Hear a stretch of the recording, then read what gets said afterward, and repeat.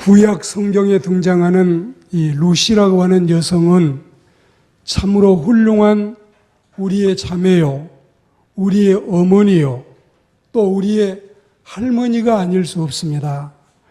모압이라는 이방 여인 룻, RUTH, 이 루시라고 하는 여성이 종교와 국경을 초월해서 시어머니께 극진한 효성을 다한 효부로서 현대를 살아가는 우리 모두에게 귀감이 되고 있습니다.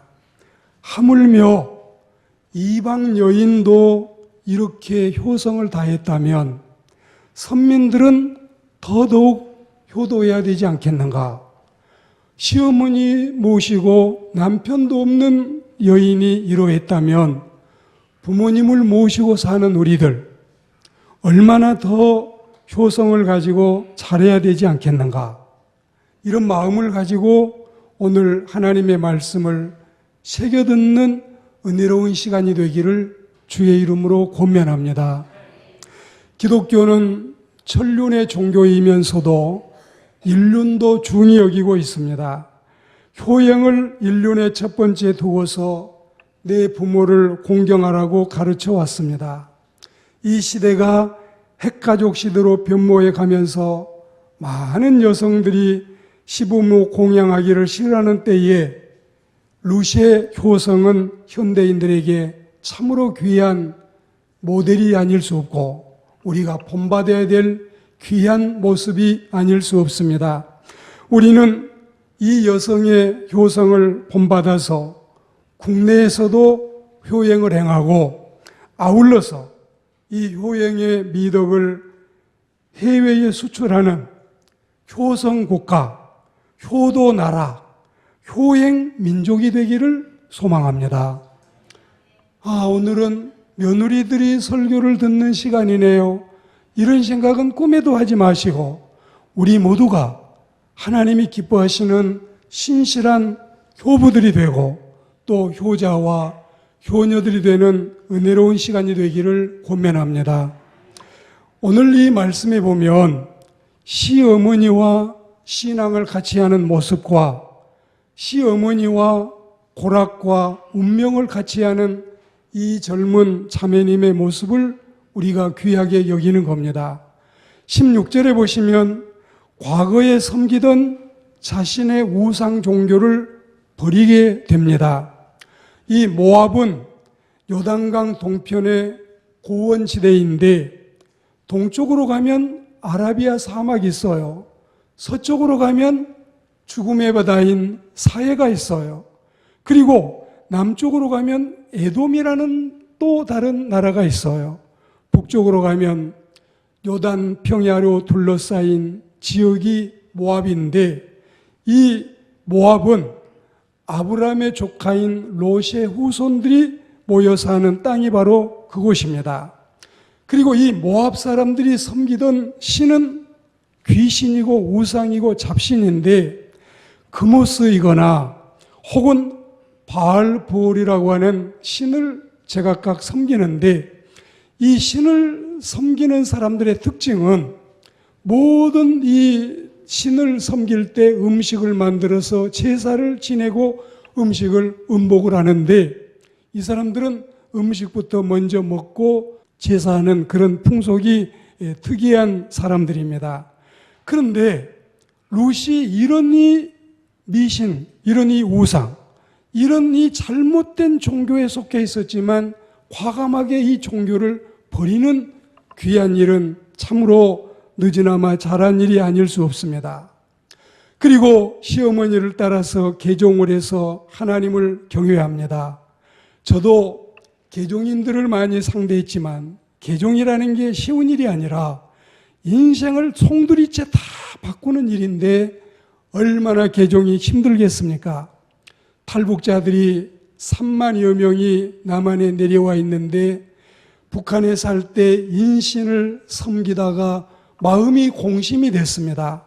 이 공심이 되니까 사람을 신처럼 섬기고 살다가 허전하게 빈 마음이 되니까 이 사람들이 내려와서 하나원에서 남한에서 살 수 있는 여러 가지 생활의 교육 훈련을 받고, 그리고 이제 가장 중요한 것 중에 하나가 그 허전하게 빈 마음을 채우는 건데, 인신을 버린 공심의 천신, 하나님을 섬기는 이 믿음을 갖게 된 것입니다.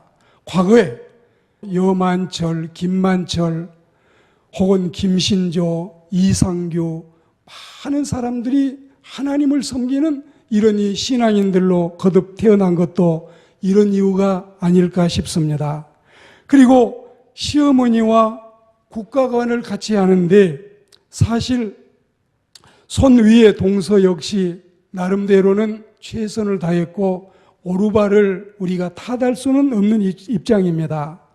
원래 이 집 내력을 보면 베들레헴에 살던 집안에 엘리멜렉과 나오미라고 하는 부부가 말론과 기럐이라는 두 형제를 데리고 이 흉년을 피해서 모압 땅으로 이주를 하게 됩니다. 이게 이제 생계형 이민이면 이민이고 생계형 이주인데, 그 땅에 가서 사는 동안에 두 자매를 이제 이렇게 규수로 맞이해서 결혼을 하게 되고, 그리고 자녀도 없는 상태에서 불행이 겹쳐와서 남편 엘리멜렉이 세상을 떠나가고 큰아들과 둘째 아들이 세상을 떠나가니까 이제는 치맛자리 여성들 셋만 이 집안에 남아있는 불행을 안게 되는 것입니다. 우리가 이제 이 성경을 해석하는 사람들 중에 풀핏이라고 하는 사람의 주석에 참 이 가정의 기구한 운명을, 특히 나오미는 기쁨이라는 이름의 뜻이 있는데 말하라고 부르라고 하는 걸 보면 슬픔이 되고, 그리고 웃음이 이제는 고통이 되는 이런 이 과정에서 나오미에 대한 묘사를 이렇게 하고 있습니다. 여자는 남자보다 연약한 존재다. 여자 중에도 노년기의 여자는 더 약하다. 그 중에도 과부는 더 불쌍하며 거기에 더하여 가난한 과부는 더욱 측은하다. 게다가 자식이 없는 노년 과부는 더 처량한데, 그것도 먼 타국에서 계기된 자식이 없는 노년의 가난한 과부로서는 실로 가련하고 불쌍하기가 이를 데가 없다. 지금 현재 보면 이 여성은 육중고예요. 남자가 아니라 여성이지요. 젊지 않고 늙었지요. 그리고 이제 같이 사는 것이 아니라 홀로 사는 미망이 됐지요. 그리고 가난하지요. 자식이 없어졌지요. 그리고 외국까지, 타국 생활까지, 이 육중의 고통을 안고 살아가는 이 여성. 그래서 불빛은 이어서 말하기를, 진정 욥이 남자 중에 가장 고난을 겪고 고달픈 생을 겪었다면, 나오미는 여자 중에 가장 처량한 지경에 빠진 여자다. 너무너무 불쌍하고 너무너무 안 됐고 너무 애처로운 여성인데, 낯설은 이국에서 남편을 여의고 예서 키운 두 아들마저 잃고, 그리고 이제 이 두 자부를 보자니 가슴이 미어집니다. 가슴이 미어져요. 나오미의 심정은 남편 간 것도, 두 아들 죽은 것도 죽은 거지만, 이 정말 앞길이 고말리 같은 딸 같은 두 자부를 보고 있자니 얼마나 마음이 아프고 고통스럽겠습니까? 그런데 오르바는 어머님의 말씀을 잘 새겨듣고 그렇게 알겠습니다, 어머니 말씀이니 따르겠습니다 하고 떠나가는데, 룻이 남아서 자기 우상 종교를 버리고 개종을 하고 어머님의 국가관을 가지고, 어머님의 모국이 이제부터는 내 모국입니다, 같이 따라주는 이 일은 만고의 길이 빛날 은혜로운 여성의 모습이 아닐 수가 없습니다. 그리고 이 자매는 시어머니와 고락과 운명을 같이 하는데 자신의 젊음의 영욕을 포기합니다. 그리고 이 어머니를 위해서 희생할 것을 다짐합니다. 생사의 운명을 걸고 나 좀 가지 말라고 하세요. 더 이상 가라고 좀 하지 마세요. 어머니가 계시는 곳에 내가 있어야 돼요. 죽는 일 외에 죽음이 우리를 갈라놓을 때까지 나는 어머니 곁에 있을 거예요. 그렇지 않으면 나는 벌 위에 벌을 받아도 좋아요. 그러면서 어머니 하나님이 내 하나님이 되고 나의 어머님은 더 이상 나와 일심동체가 되지 떨어지지 않겠다고 다짐하는 이 모습이 생사를 초월하는 은혜로운 모습이 아니겠느냐 이거예요. 고락과 수치를 어머니하고 같이 하겠다는 이 젊은 자매 가상하지 않습니까? 지금 이때쯤에 손위의 동서 오르반은 친정으로 돌아가서 다시 재혼할 혼처를 찾고 있는지, 그렇지 않으면 또 다시 어느 곳에 가서 일을 하면서 소일거리를 찾고 있는지, 어떻게 얼마만큼 이 여인이 더 행복해졌는지 우리는 알 수 없지만 룻은 시어머니 옆에 붙박이처럼 붙어있는 이 모습을 우리는 눈여겨보고 있습니다. 창세기 25장 6절과 창세기 36장 6절에 보시면 이스마엘은 떠나가고 이삭이 남아있는 것처럼, 에서는 떠나가고 야곱이 남아있는 것처럼 하나님의 종인 사도 바울을 도와서 이 복음을 전하던 동역자들 가운데 떠나간 사람이 있고 남아있는 사람이 있었는데 오르반은 떠나가고 롯만 남아있습니다. 왜냐하면 이 롯이 생각할 때는 지상에서 가장 처량하고 가장 불쌍하고 가장 가련해진 이 시어머니를 내가 섬겨야 되겠다. 내가 섬기지 않으면 누가 이 불쌍하고 가련한 우리 어머니를 섬기랴. 그런 마음을 갖게 된 것입니다. 그 마음이 이 자매를 사로잡은 것입니다. 이쯤 돼서 우리가 한번 섬김에 대해서 이야기해 볼까요? 요즘에는 내가 쏘겠다 이런 말보다는 오늘은 내가 섬기겠다. 자기가 섬기겠다는 말을 많이 하는데, 섬기겠다는 건 예수님이 원조가 아니겠어요?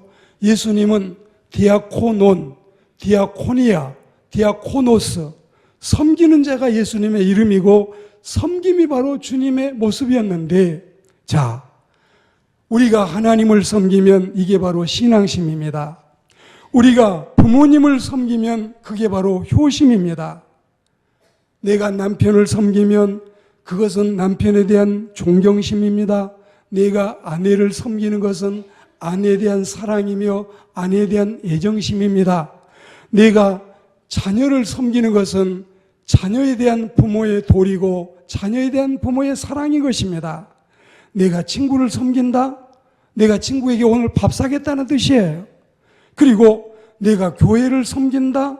교회에서 헌신하겠다는 뜻이고, 내가 민족을 섬긴다, 나라를 섬긴다, 이웃을 섬긴다, 나는 그들을 위해서 봉사하겠다는 뜻입니다. 섬김은 샬롬처럼 이렇게 다양하게 쓰여지고 있습니다. 우리는 효심도 섬김인데 이 룻이 시어머니를 섬기는 이 모습을 보면서 우리도 섬김의 마음이 가슴속에 가득한 섬김의 사람들이 되기를 축복합니다. 이번에 뽑힌 대통령은 부인이나 대통령이나 섬김에 대해서는 너무 걱정 안 해도 될 것 같아요.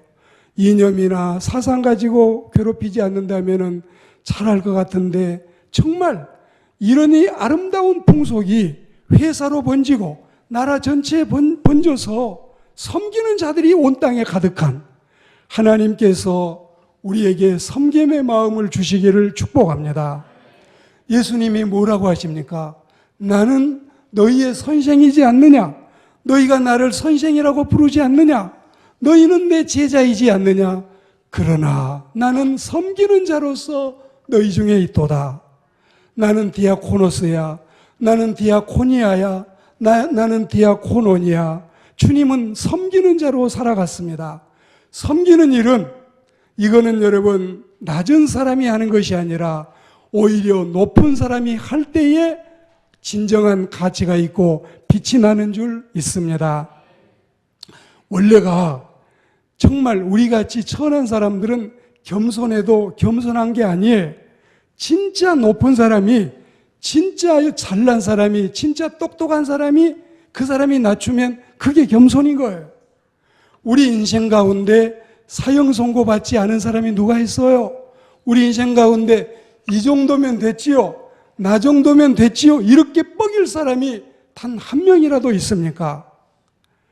대통령도 백성들이 그를 만들어서 이렇게 세운 거지 그가 잘나된 게 아니에요. 끝까지 겸손하고 끝까지 섬기고 끝까지 낮아져야 어쩌면 대통령 누구를 뽑을까? 우리가 말씀드렸던 그 내용처럼 어쩌면 그 내용과 똑같은 사람이 이 나라의 지도자로 뽑혀서 잘 됐으면 좋은 우리의 마음이 아니겠습니까? 섬기는 자, 섬기는 자, 섬기는 하나님의 백성들, 섬기는 우리가 되기를 축복합니다. 누가복음 22장 27절 말씀에 나는 섬기는 자다. 나는 너희의 발을 씻겠다. 나는 너희를 위해서 내 몸을 다 내놓겠다. 나는 너희를 구원하겠다. 이런 주님의 섬김이 우리 마음에 있기를 축복합니다. 국어사전에 보시면 못이어 받든다, 힘써 거들어준다, 이게 섬김인데 그 루시의 섬김이 이제 자기 것 다 포기하고 자기 앞날 다 이제는 청산과부로 늙어도 좋다, 나는 이 어머니 한 번만 모시고 살겠다, 이런 이 마음을 하나님께서 허락하셨는데 섬김의 역사가 우리의 역사가 되기를 축복합니다. 효도 관광시켜드리겠다고 부모님 모아서 외국에 유기하는 자녀들, 말레이시아에, 필리핀에 부모님 못 찾아오게 하는 자녀들, 시골에서 어머님이 일찍이 남편을 여의고 아들 하나를 키워서 이 아들 한양에 유학 보내서 잘 가르쳐서 출세해서 이 아들 집에 찾아오는데 요즘에 여러분 어떻게 이 며느라이들이 하고 있습니까? 혹시라도 부모님이 찾아오실까 봐 아파트 이름 어렵게 지어서 마켈란 쉐르빌이니 뭐 현대 하이캐리온이니 타워 팰리스니 이름도 가물가물 알지도 못하게 지어놓고 어머니가 물어 찾아와서 번호 알려주어서 미리 들어가 보니까 이것저것 이 아이가 살림 잘하고 있나 살펴보다가 가계부를 보게 됐다 이거예요. 그래서 이거 보니까 남편 용돈, 나이, 뭐 학원비, 그 다음에 우유값, 뭐 두부값 써놨는데 촌년 10만 원. 이게 여기저기 띄엄띄엄 서 있으니까 이게 누구지? 가만 보니까 자기 집에 이 돈 붙여온나라고 딱 날짜가 맞고 해서 이게 아마 날 가르치나 보다. 이게 웃을 일이겠어요, 여러분? 그래서 도저히 이 며느라이와 아들을 기다릴 수가 없어서 촌년은 간다. 그리고 쪽지를 놓고 시골집으로 내려가셨는데 나중에 이 아들이 처갓집 가서 촌년 아들 갑니다. 나중에 이 사연을 알고 보니까 딸이 이렇게 잘못한 거예요. 정말 부모님하고 대동해서 이 며느라이가 잘못했다고 빌고 다시는 이렇게 하지 않겠다고 하고 다시는 촌년소리 가계부에 올리지 않고 10만 원씩 보내던 거 더 3배씩 올려 보내고 이런 여러분 사람들의 모습이 어쩌면 한두 집의 모습이 아니라 현대의 이 룻을 저버린 수많은 여성들의 모습이 아니겠는가. 룻이 시어머니를 이렇게 섬기는 모습을 보면서 우리도 하나님을 섬기는 그 신앙심으로 남편의 부모도 내 부모요, 아내의 부모도 내 부모니 우리는 효성을 가지고 살아가야 할 줄로 믿습니다. 어머니 마음을 편안하게 봉양하고 어머니와 상의해서 일 처리를 하고 어머니께 순종하면서 경유하는 이 모습이 2장 18절과 2장 19절과 그리고 3장 5절에도 잘 나타나 있습니다. 오늘 말씀을 맺으면서 자, 루시라고 하는 여성이 남편이 죽었어요. 그리고 이 나라의 풍속은 자기 형이 자식이 없이 세상을 떠나가면 시동생이 형수하고 다시 결혼해가지고 형을 위해서 후사를 남겨야 되는 이런 때인데 시동생들도 없어요. 다시는 재혼할 여지도 없어요. 그런데 하나님께서 효성을 다한 이 룻에게 어떤 은총을 베푸시는가? 첫째는 3장 1절에 보시면 어머님의 극진한 사랑을 받습니다. 2장 1절 이후에 보면 두 번째로 이웃 유지들이 한결같이 이 자부에 대해서 칭찬을 그치지 않습니다. 세 번째로 4장 13절 이후에 보시면 하나님의 축복으로 다윗 왕가의 증조 할머니가 됩니다. 네 번째로 마태복음 1장 5절에 보시면 하나님의 축복을 받아서 예수님의 가문의 조상이 됩니다. 그리고 마태복음 1장 5절 다섯 번째로 하나님의 축복을 받아 그의 이름이 성경에 오르는 영광과 축복을 받게 되는 것입니다. 일찍이 문호 셰익스피어는 이런 말을 했습니다. 여자의 인품 자체가 훌륭한 결혼 지참금이다. 그리고 남성들에게 말하기를 자기 결혼할 상대에게 무슨 10세를 2개를 4개를 5개를 가져오기를 기대하거나 지참금을 가져오기를 바라는 것은 오랑캐의 법도라고 가르치고 있습니다. 룻에게는 다른 지참금이 없어도 이런 좋은 인품만 가졌으면 훌륭한 결혼 지참금이 아니고 무엇이겠습니까? 룻이란 이방 여인이 묻혀도 오간데 흔적도 없이 묻히고 말았을 존재감 없는 한 청상 과부. 이 자매가 여고를 나왔겠어요? 집안에 가문이 있겠어요? 뭐 하나 자랑거리가 있겠어요? 뭐 하나 있겠어요?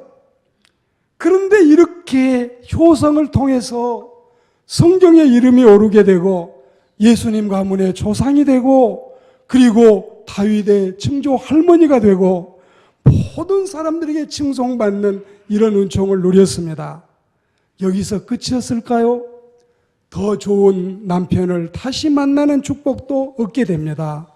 그리고 또 자녀도 얻게 되는데 이건 순전히 그 효성을 귀입은 시어머니가 앞장서서 앞다투어 나서서 했던 일이기 때문에 룻이 바람나서 한 일은 절대 아니라는 거 여러분 오해하지 마시기 바랍니다. 룻은 정말 착하게 잘했지만 어머님이 그리고 자기 품에 안긴 손자를 안았을 때에 이건 기련이나 말론이 아들들 통해서 얻는 손자보다도 더 귀하게 여기고 똑같이 여기고 그리고 이 아이를 얻으면서 얼마나 기뻐하는 이 모습을 보십시오. 오늘 우리는 현대의 이런 은혜로운 효성국가, 효도나라, 효행민족이 되고 하나님의 은혜가 온 땅에 이런 은총 속에서 가득한 복된 삶을 살아가는 모든 자녀들이 다 되시고 이 땅의 젊은이들이 되시기를 주의 이름으로 축복합니다.